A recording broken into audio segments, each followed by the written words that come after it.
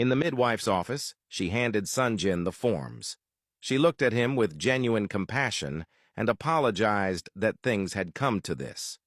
Even as a medical professional, she admitted that they were not immune to the pain of such decisions. No family deserved to go through what he and his loved ones were facing. She reminded him that, since the baby was fully developed, it was considered a human being with rights. Therefore, the choice was his to make, either save the baby or save Minsu. Sonjin stared at the forms, barely hearing a word she said. His heart was breaking. He thought about all the dreams he and Minsu had shared, the joy they felt preparing to welcome their first child, the excitement of building a family together. He had never imagined it would come to this. He turned to the midwife and quietly asked for a moment alone. She nodded and left the room, closing the door gently behind her. Sonjin sat there, staring at the form in front of him, consumed by the weight of the decision that could change everything. Meanwhile, outside the hospital, Yuna stood alone, tears streaming down her cheeks. She thought about her brother and Minsu, how unfair it was that they were facing such heartbreak.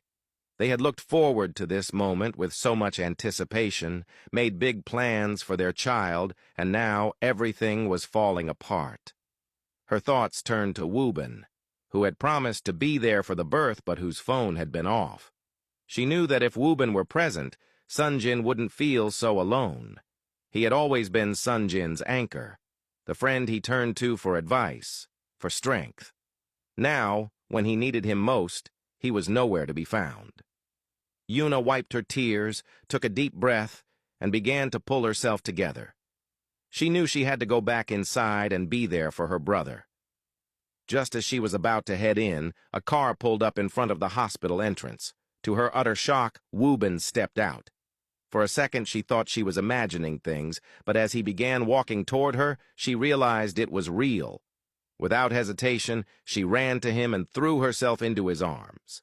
As he held her, she felt a sense of comfort and belonging. Being in his arms felt like home.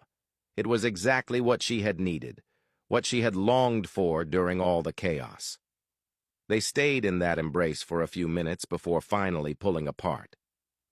Yuna smiled through her tears, gently touching his face and asking if he was really there.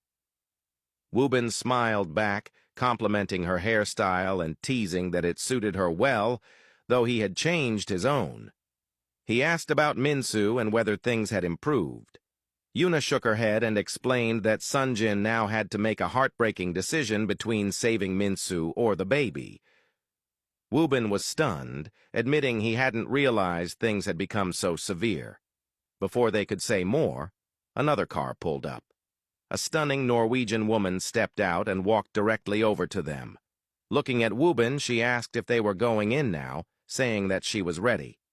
Yuna looked at the girl, confused. Before she could speak, Woobin grabbed the woman's hand and agreed that they should head inside. The two of them walked away together, entering the hospital without another glance. Yuna stood frozen, her emotions swirling. Who was the girl?